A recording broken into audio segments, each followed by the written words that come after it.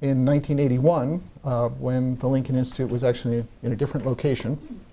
We were brought together. We had a lovely picnic on Cranes Beach, thanks to the trustees of reservations.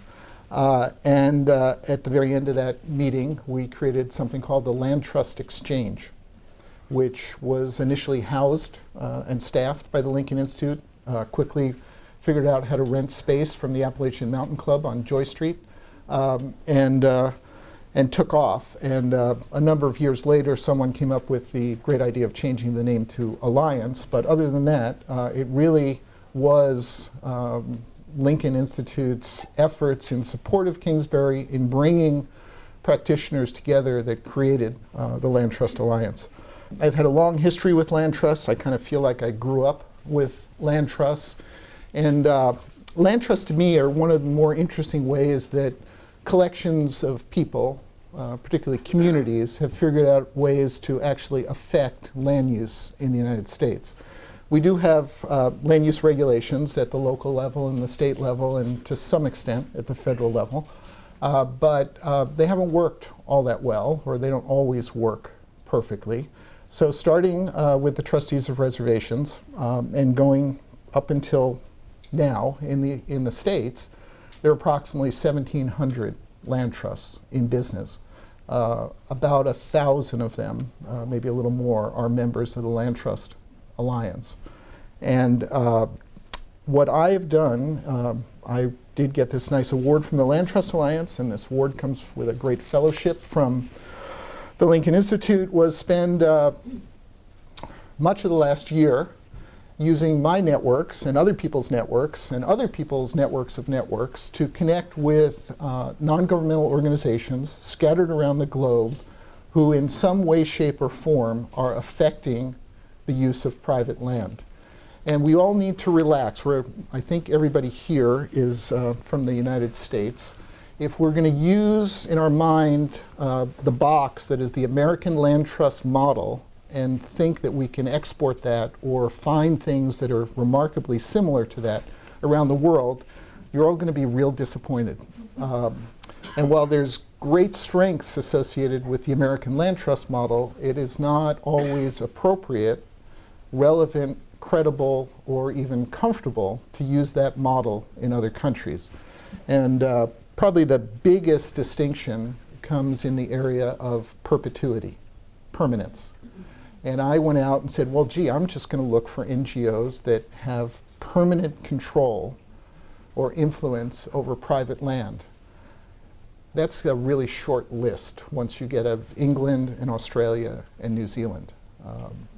So I said, well, let's be a little more, let's open the tent a little further. And so I've found, and I'll go through it in a minute, a number of examples scattered all around the globe where locally based, regionally based, country-based NGOs are affecting private land, and they may do it through a stewardship agreement, through a short-term lease, a long-term lease, a covenant, my favorite new word, a usufruct. I'm going to do T-shirts that say usufruct. It's a good word. It's not a curse word or anything. So, and even easements, but not all of them are permanent easements. So let me sort of begin to take you around the globe. These are countries where one or more than one NGO exists that has a dedicated program to affect, control, steward, or conserve private land. Some of the countries have quite a few land trusts or land trust-like NGOs functioning in those countries.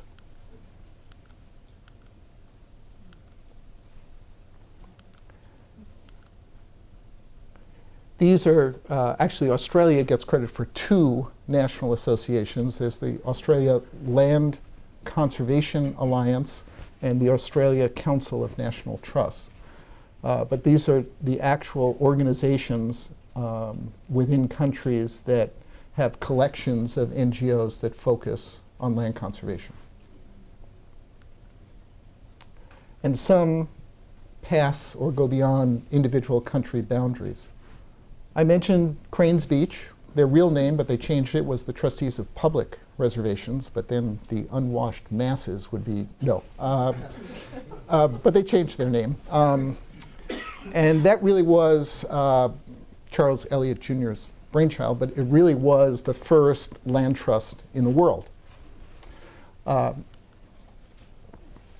It became the model for the British National Trust and about 60 other national trust-like entities scattered around the world.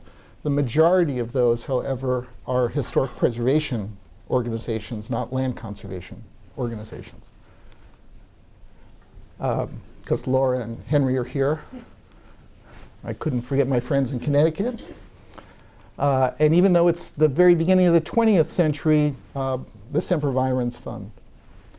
So these were really the earliest iterations of NGOs that focused on private land conservation around the globe.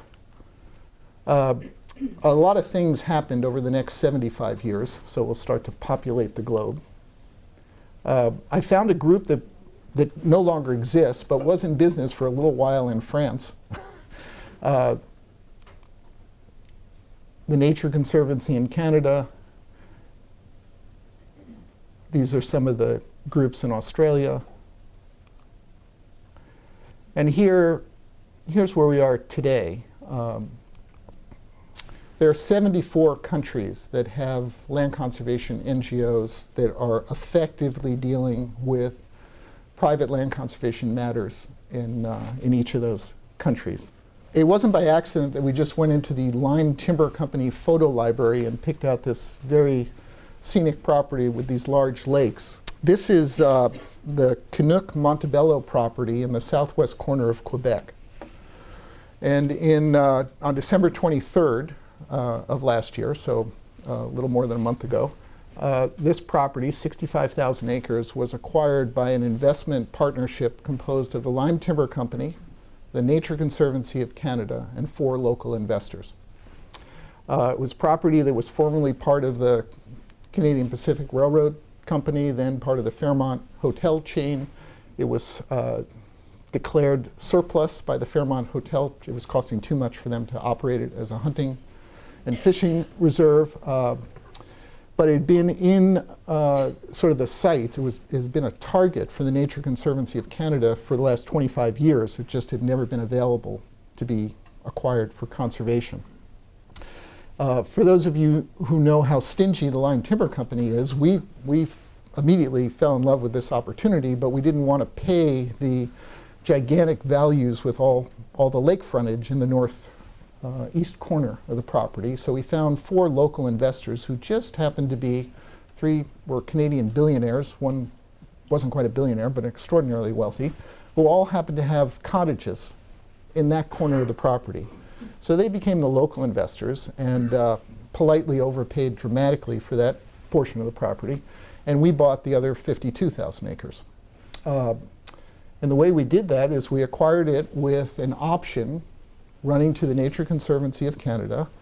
It gives them 4 years to acquire a working forest conservation servitude over this property, because I told you it was in the southwest corner of Quebec. Just a few miles over, we could have done a conservation easement because it would have been in Ontario. But no, it's in Quebec, which has civil law, which doesn't quite deal with permanent, or easements in the way that the rest of Canada deals with easements. So this was my introduction to actually doing transactions outside the US with a non-US land trust, in this case the Nature Conservancy of Canada. It required them to work at what we called the pace of the market. This entire deal was done in 80 days, which was unusual. They said, well, we think it's a priority. In the next 5 or 6 years, we could get together and conserve this property. But it had to be done in 75 or 80 days, and they did it. And they are now raising the money to exercise their option to acquire a working forest conservation servitude. So this is an example where they're, for the second time ever in eastern Canada, they're dealing with working lands as opposed to pure preservation property, forever wild property. And this will be far and away the largest working forest, acreage-wise, working forest conservation servitude in in Quebec.